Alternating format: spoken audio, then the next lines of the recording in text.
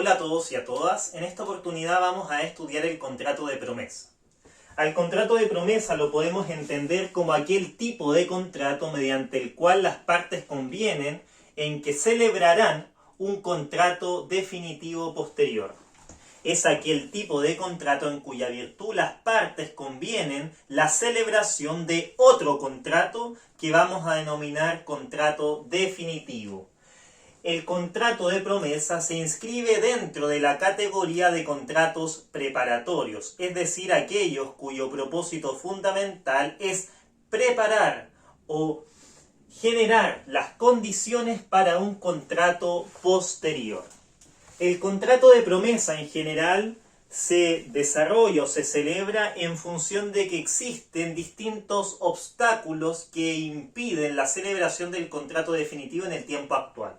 Esos obstáculos pueden ser fácticos o jurídicos. Ejemplos fácticos se da en el supuesto en el que un sujeto pretende comprar un bien raíz, pero aún está a la espera de la aprobación de un crédito hipotecario. En tal caso, las partes perfectamente, para darse seguridad mutua, podrían celebrar un contrato de promesa de compra-venta de ese bien raíz, cuya condición es que se apruebe el crédito hipotecario del comprador.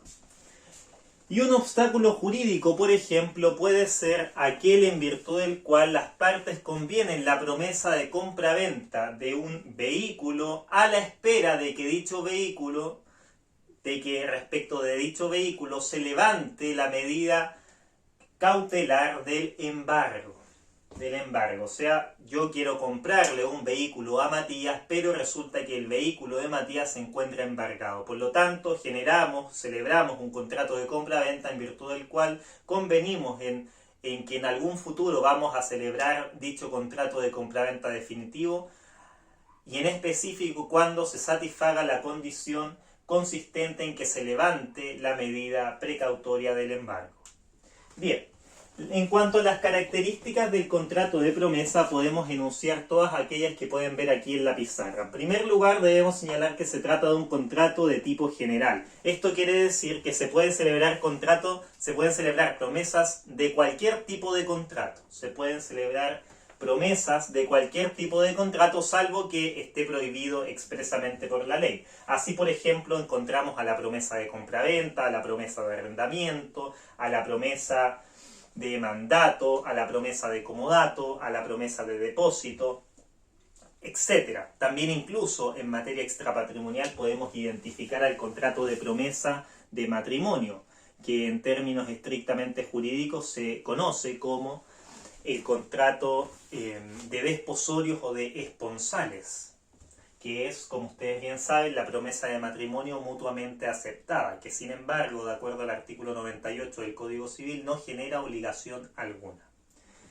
Bien, en segundo lugar debemos señalar que se trata de un contrato de derecho estricto, un contrato de derecho estricto. Esto quiere decir que el contrato de promesa, para ser tal, debe satisfacer necesariamente determinadas condiciones o determinados requisitos que explícitamente señala el legislador. De hecho, en el artículo 1554 del Código Civil, en su inciso primero, en su encabezado, señala que el contrato de promesa no genera obligación alguna, salvo que se satisfagan las 3 condiciones o 4 condiciones que establece a continuación y que nosotros vamos a ver más adelante.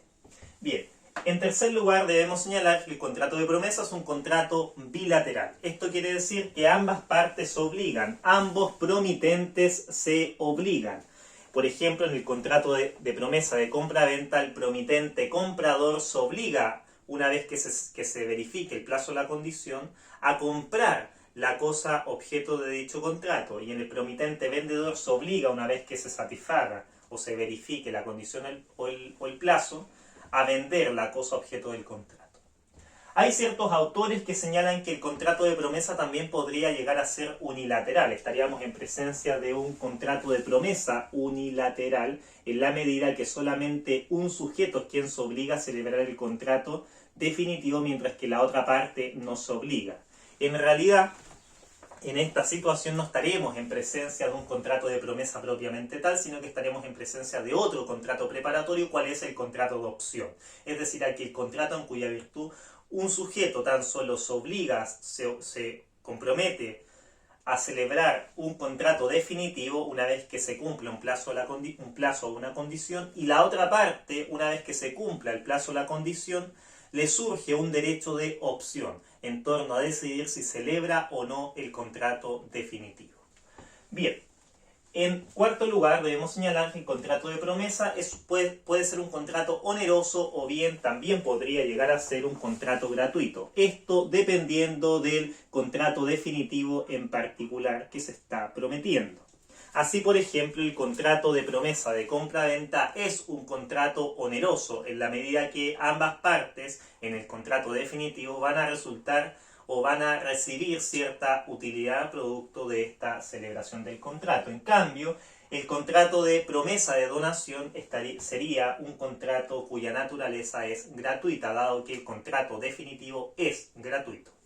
Lo mismo sucedería con la promesa del mutuo regulado en el Código Civil, que es un contrato naturalmente gratuito. Lo mismo sucede con el depósito, también regulado en el Código Civil, etc. Bien, en quinto lugar debemos señalar que el contrato de promesa es un contrato solemne. El contrato de promesa es un contrato solemne, es decir, para nacer a la vida del derecho, para surtir válidamente sus consecuencias jurídicas, requiere de una solemnidad. ¿Cuál es esa solemnidad? La escrituración. Una escrituración que bien puede ser pública o privada. Lo importante es que conste por escrito la promesa. Bien, en sexto lugar, el contrato de promesa es un contrato principal. Esto quiere decir que el contrato de promesa subsiste con absoluta prescindencia o independencia de cualquier otro acto jurídico. No se trata en ese sentido de una caución o de un contrato de garantía, sino que el contrato de promesa es un contrato principal. Es un contrato que subsiste, tiene la capacidad de subsistir o sobrevivir sin la necesidad de ningún otro contrato, sin perjuicio de que naturalmente encuentra un vínculo estrecho con el contrato definitivo. Bien. En séptimo lugar, debemos señalar que el contrato de promesa es un contrato preparatorio en la medida que busca preparar el terreno para la celebración de un contrato definitivo posterior. En octavo lugar, debemos señalar que el contrato de promesa engendra obligaciones de hacer. El contrato de promesa engendra obligaciones de hacer. Esto quiere decir que las obligaciones que del contrato de promesa derivan o dimanan son aquellas cuya prestación es de hacer, es decir, la realización de una determinada conducta o comportamiento distinto de aquellos que son constitutivos de las obligaciones de dar.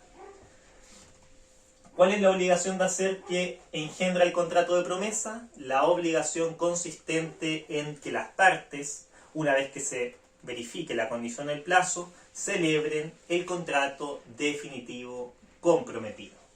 Bien, como siguiente característica debemos señalar que del contrato de promesa emanan acciones de naturaleza mueble. Esto en razón de que engendra obligaciones de hacer.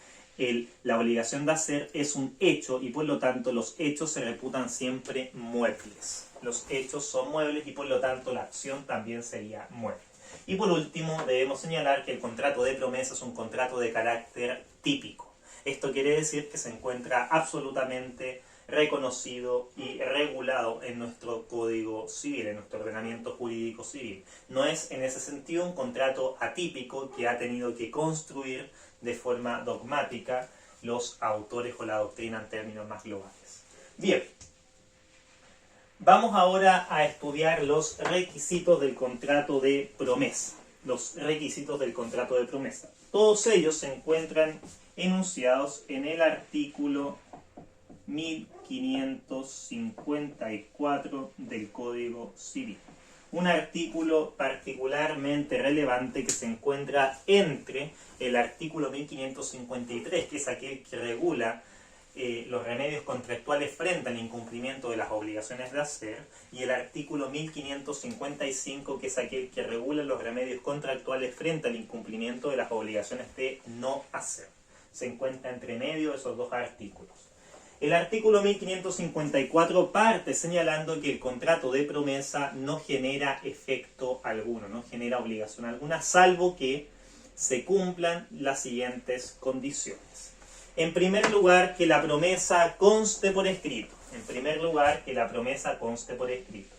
En segundo lugar, que el contrato prometido no sea de aquellos que la ley declara ineficaces. En segundo lugar, que el contrato prometido, o sea, el contrato definitivo, no sea de aquellos que la ley declara como ineficaces. En tercer lugar, que se fije en la época de celebración una condición o un plazo. Una condición o un plazo. Y por último, en cuarto lugar, que se especifique el contrato prometido de tal manera que tan solo reste la tradición o la entrega de la cosa para que el contrato se entienda perfecto. Bien, cumpliendo esos 4 requisitos, el contrato de promesa es válido y por lo tanto surte sus consecuencias o efectos jurídicos. Vamos viendo cada uno de estos requisitos ahora con un mayor pormenor.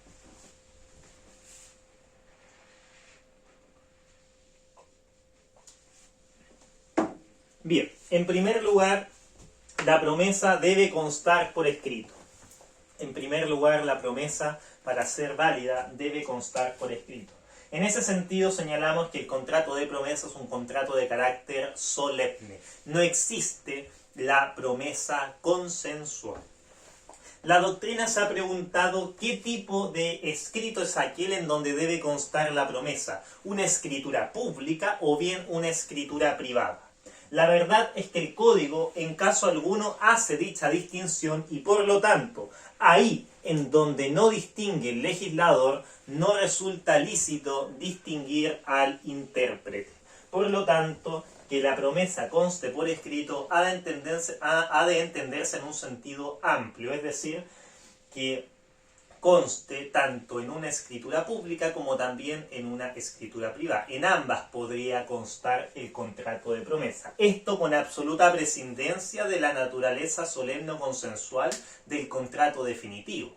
El contrato definitivo puede ser la compraventa de un bien inmueble, la compraventa de un bien raíz, que ustedes, como bien sabrán, de acuerdo al inciso segundo del artículo 1801, requiere de una escritura pública para perfeccionarse, para nacer a la vía del derecho. Es su solemnidad de existencia. Entonces, lo natural sería, así a primera vista, que el contrato de promesa de compra-venta de un bien inmueble también se realice por escritura pública, pero la verdad es que no. Basta tan solo con que se escriture, incluso en una escritura privada. Bien, el segundo requisito es que el contrato prometido no sea ineficaz, que el contrato prometido, o sea, el contrato que se pretende celebrar en un futuro, una vez que se cumpla el plazo de la condición, no sea ineficaz. Entonces, el contrato definitivo no debe estar afecto a algún vicio de ineficacia o de invalidez en términos jurídicos. Así, por lo tanto, yo no podría celebrar el contrato de promesa de algún contrato definitivo cuyo objeto sea ilícito o cuya causa sea ilícita. Yo no podría celebrar el contrato de promesa de sicariato. El contrato de promesa de sicariato. ¿Por qué? Porque el contrato de sicariato se encuentra prohibido, en primer lugar, en términos penales, y también en términos morales, y en ese sentido posee un objeto y causa ilícita. Tampoco podría celebrar un contrato de promesa en donde se regula la sucesión, una sucesión futura. ¿Por qué? Porque dichos pactos sobre sucesión futura son también prohibidos o adolecen de objeto ilícito y por lo tanto son sancionados con nulidad absoluta del acto del contrato. Tampoco podría celebrar un contrato de promesa de compra-venta de bienes muebles o inmuebles entre cónyuges no separados judicialmente. ¿Por qué? Porque dicha situación, el contrato definitivo, se encuentra proscrito en el artículo 1796 del Código Civil, y por lo tanto se sanciona con nulidad absoluta en función de lo dispuesto en el número 10 y el número 1400, el artículo 1466 y el artículo 1682 del Código Civil.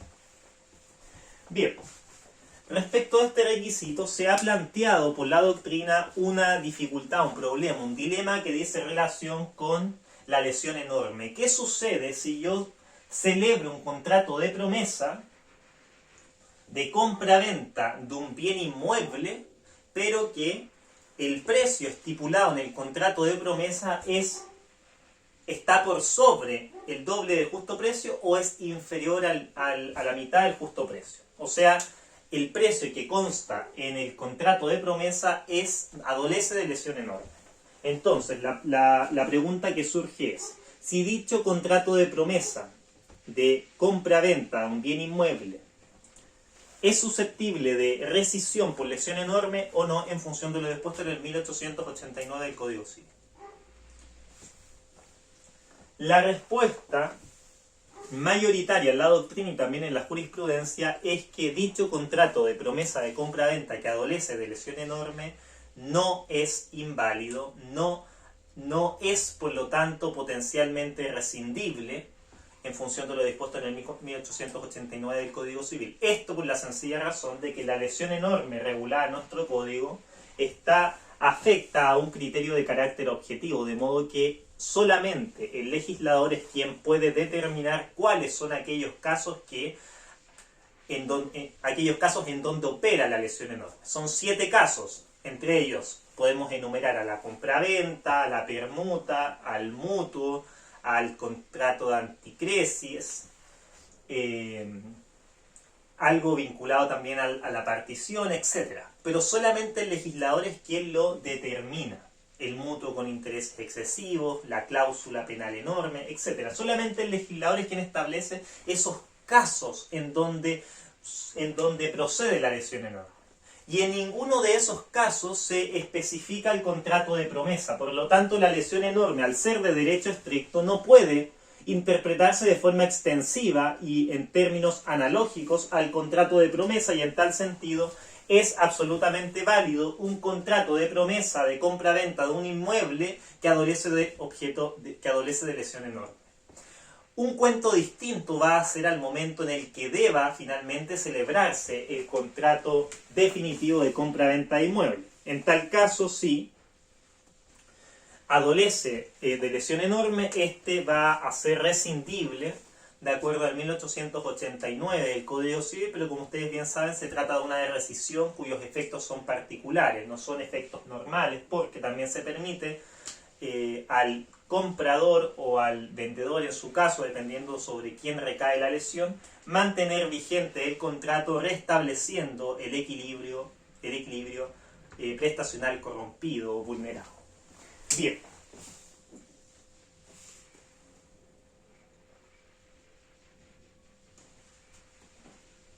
Vamos ahora al siguiente requisito que dice relación con que para que el contrato de promesa tenga validez jurídica, se fije en él la época de celebración a través de un plazo o de alguna condición. En ese sentido, lo que se está señalando aquí es que el contrato de promesa siempre debe estar sujeto a una modalidad. El contrato de promesa siempre debe estar sujeto a una modalidad. No encontramos en nuestro medio contratos de promesa pura y simple. Siempre va a ser necesario que dentro de la promesa se especifique la época de celebración del contrato definitivo a través de un plazo o una condición. La lógica que está detrás de esta norma es que no hayan contratos de promesa infinitos, porque en ese caso se estaría osificando o petrificando a los bienes, siendo por lo tanto contrario al principio, a uno de los principios rectores de nuestro ordenamiento jurídico civil y de derecho privado, cuál es la libre circulación de la riqueza, la libre circulación de los bienes. Bien, entonces el contrato de promesa debe necesariamente fijar la época de celebración del contrato definitivo por medio de un plazo o una condición.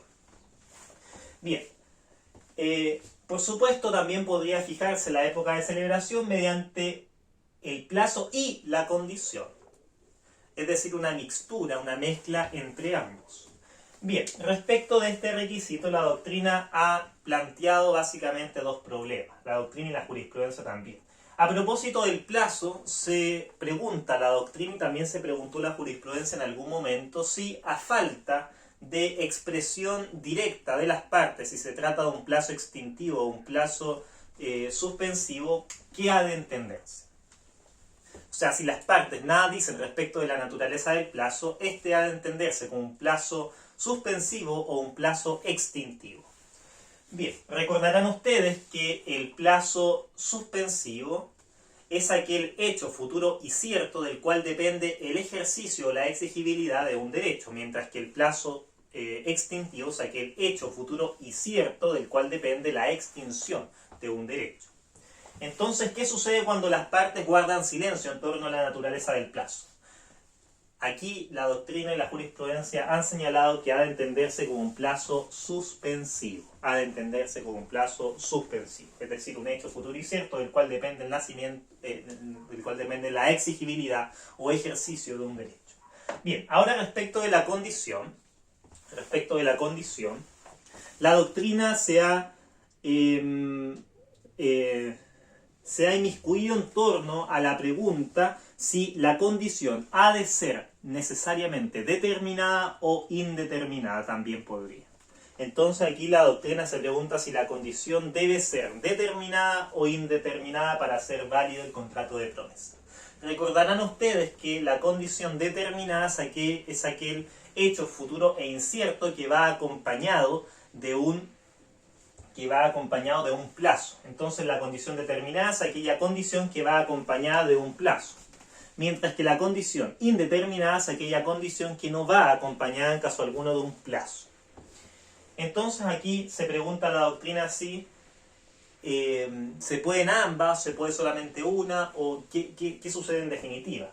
La respuesta mayoritaria es que se permite ambos tipos de condición nuevamente, porque ahí en donde no distingue el legislador, no le corresponde al intérprete distinguir. Por lo tanto, se puede fijar una condición determinada o una condición indeterminada. Por supuesto, lo recomendable es que se fijen condiciones determinadas. ¿Por qué? Porque da mayor seguridad, dado que el plazo que acompaña dicha condición es un hecho cierto. O sea, sí o sí va a acontecer. Bien, y por último, el cuarto requisito que establece el artículo 1554 es que el contrato de promesa especifique el contrato definitivo, el contrato prometido, de tal forma que solamente reste para su perfeccionamiento, que tan solo reste para su perfeccionamiento, la tradición de la cosa o su entrega. La tradición o la entrega de la cosa. Aquí la doctrina se ha preguntado qué es aquello que se debe necesariamente especificar en el contrato de promesa. ¿Se debe especificar absolutamente todos los elementos del contrato definitivo, todos los pormenores hasta el más mínimo detalle? ¿O bien se deben especificar tan solo los elementos esenciales del contrato definitivo? La respuesta mayoritaria hoy por hoy es la segunda, es decir, basta para que tenga validez y eficacia el contrato de promesa que se especifiquen los elementos esenciales del contrato definitivo. Bien, eso respecto de los requisitos enunciados en el artículo 1554 del Código Civil a propósito del contrato de promesa. Bien, vamos ahora a estudiar muy rápidamente los efectos frente al incumplimiento del contrato de promesa. Bueno, el primer efecto del contrato de promesa, ya lo dijimos al comienzo de esta explicación, que este engendra obligaciones de hacer y por lo tanto, una vez que se celebra el contrato de promesa y se verifica el plazo o la condición, las partes deben realizar el contrato definitivo, se encuentran obligadas a realizar el contrato definitivo celebrado. Ahora, si alguna de esas partes incumple, es decir, finalmente no se allana a ir a celebrar el contrato definitivo, le surgen para la contraparte una serie de derechos, una batería de derechos que son básicamente estos tres: la acción de cumplimiento, la acción de resolución y por último la acción de indemnización. La acción de cumplimiento es aquella que tiene por objeto hacer o compeler jurídicamente al promitente que se encuentra remiso a que finalmente celebre el acto o el contrato. Para esto se puede, tener eficacia a esta acción, se puede elevar mediante vía declaratoria, si es que no consta por algún título ejecutivo la obligación de hacer en este caso, o bien por medio de un juicio ejecutivo de cumplimiento de las obligaciones de hacer. Bien, la acción de resolución, en función de las reglas generales y lo dispuesto en el artículo 1489 del Código Civil, que establece la condición resolutoria tácita, por ser este un contrato bilateral, aplica, por supuesto.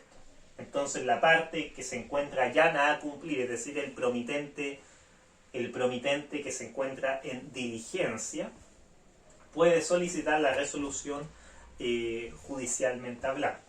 Y por último también la indemnización, que puede ir acompañando al cumplimiento de la resolución en caso que haya daño. Y esto daría lugar, por supuesto, a la responsabilidad civil contractual producto de un incumplimiento de las obligaciones que el contrato engendraba. Bien, eso respecto de los efectos frente al incumplimiento del contrato de promesa, de las obligaciones que el contrato de promesa engendraba. Bien, otro punto bastante relevante y que dice relación muy íntima con la resolución es la excepción de contrato no cumplido.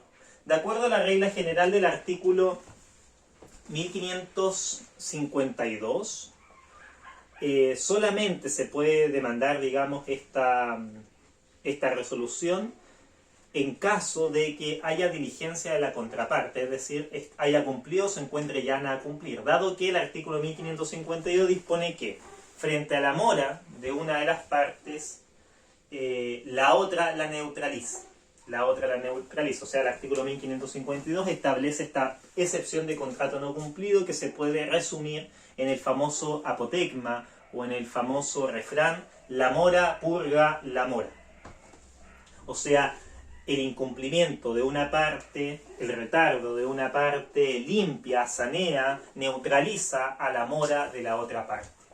En ese sentido, en este caso, en el contrato de promesa, ambos promitentes no pueden haber cumplido por sí solos la obligación, sino que deben al menos estar llanos a cumplir la obligación.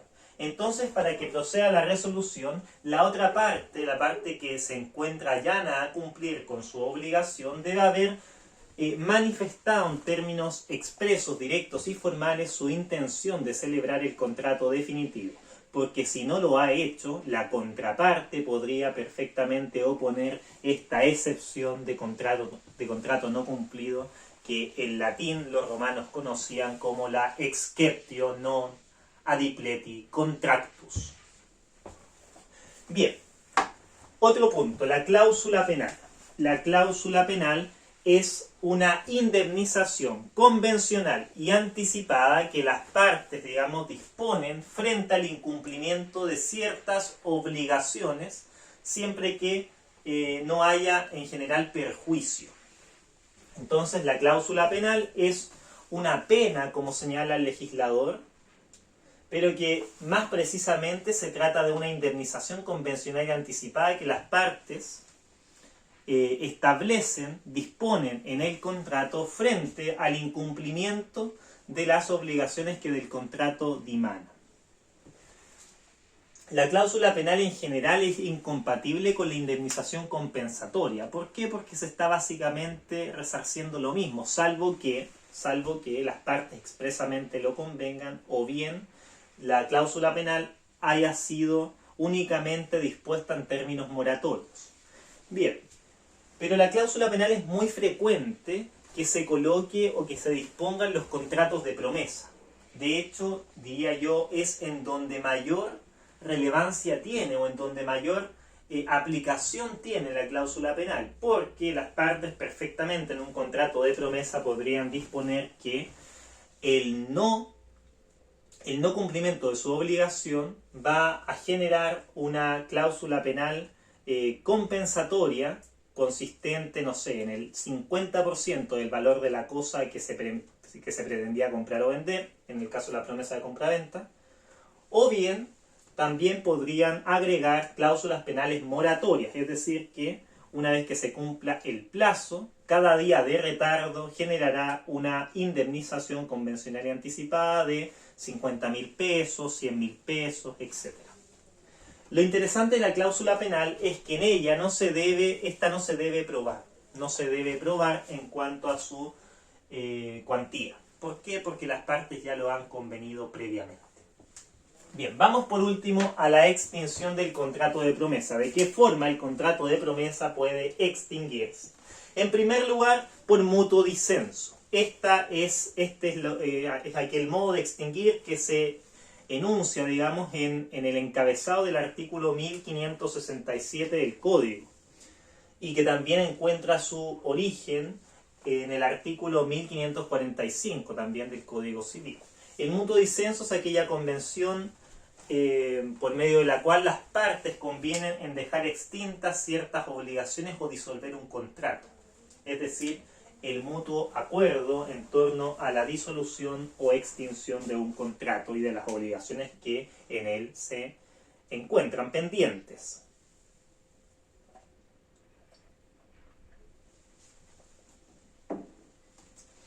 La segunda forma de extinción del contrato de promesa es naturalmente por el cumplimiento. Por el cumplimiento. Una vez que se cumple el contrato de promesa, las partes pagan sus obligaciones consistentes en este caso de celebrar el acto jurídico definitivo, y el contrato de promesa se extingue, pierde contenido. En tercer lugar, por la resolución. Por la resolución frente al incumplimiento, el tribunal podría declararla judicialmente. El tribunal podría declarar judicialmente la resolución, es decir, la terminación del contrato, y por lo tanto las partes tienen derecho a ser retrotraídas al momento anterior a la celebración del contrato.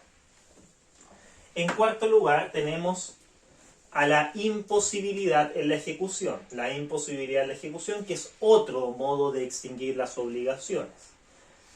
En él hay que hacer ciertas precisiones. Por ejemplo, si la imposibilidad en la ejecución se debe a alguna causa imputable a alguna parte, en tal caso ella deberá responder. Y en caso de que se deba a una fuerza mayor o caso fortuito, bueno, en tal caso se sigue la regla general, se extingue la obligación y deberá soportar el riesgo quien corresponda, de acuerdo al 1550, 1820 del Código Civil. Luego, también se puede extinguir el contrato de promesa por medio del vencimiento del plazo extintivo. Si las partes perfectamente en el contrato de promesa establecieron un plazo de carácter extintivo y este se vence, naturalmente las obligaciones que dicho contrato engendraba se extinguen, llegan a su ocaso. Y por último, por la prescripción de las acciones.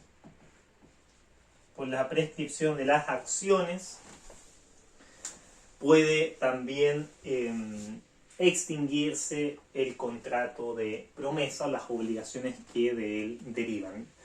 Ustedes saben, la prescripción comienza a computarse en este caso desde el momento en el que la obligación se hacía exigible. Por lo tanto, si la obligación se hizo exigible el año 1, ya el año 7 o el año 10 no va a ser, ya van a haberse extinguido las acciones y por lo tanto ya no va a poder ser posible compeler jurídicamente al deudor, en este caso, al cumplimiento de su obligación. Bien, esto respecto del contrato de promesa. Espero les haya quedado clara esta explicación holística, general o sinóptica de dicho contrato preparatorio. En los siguientes videos vamos a continuar el estudio de ciertos contratos particularmente relevantes. Espero les haya servido entonces, lo repito, y nos vemos en una próxima oportunidad. Hasta pronto.